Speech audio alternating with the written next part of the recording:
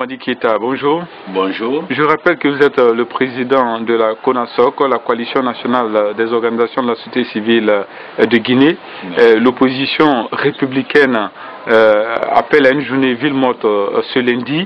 Elle demande également le départ de la CENI et envisage une série de manifestations dans les jours à venir dans le pays. Vous, en tant qu'acteur de la société civile, comment est-ce que vous appréhendez ces séries de manifestations? Merci M. Kandé. Je pense que l'opposition est dans ses droits. Les droits de manifester, les droits d'organiser des villes mortes, le droit effectivement de marcher. Mais nous devons beaucoup faire attention si effectivement ces organisations que nous faisons entraînent effectivement des morts. Et je crois qu'il faut faire attention à cela. Ensuite, ce qu'il ne faut pas oublier, c'est qu'on traverse une période très passionnée.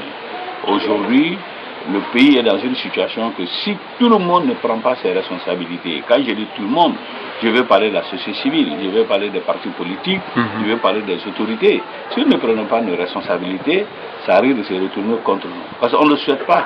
La Guinée peut devenir comme les autres pays, comme ce qui s'est passé en Côte d'Ivoire, comme ce qui s'est passé en Sierra Leone, et si au Libéria. Si cela arrivait, qui sera gagnant, qui sera perdant? Nous allons tous être des perdants.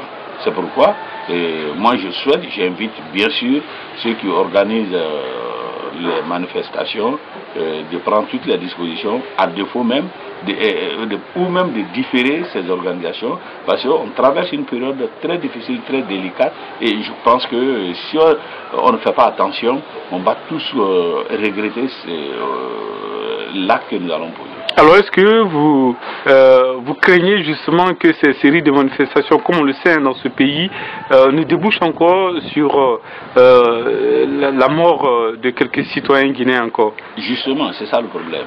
C'est là mon inquiétude. De toute la façon, la vie d'un citoyen est sacrée. Et tout ce qui peut nous amener à ôter la vie, nous devons effectivement l'éviter.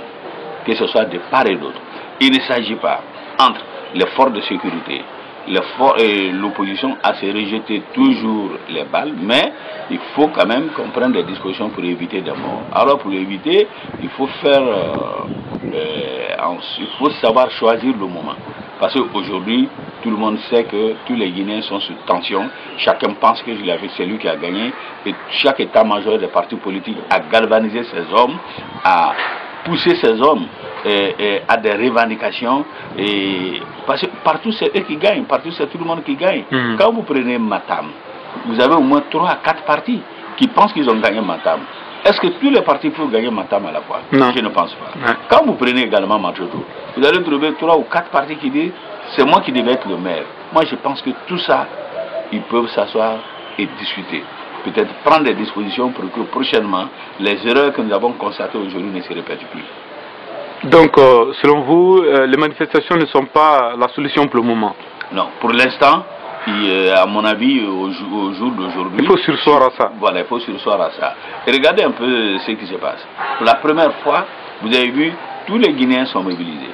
Que ce soit la société civile, les organisations de droits de l'homme, que ce soit...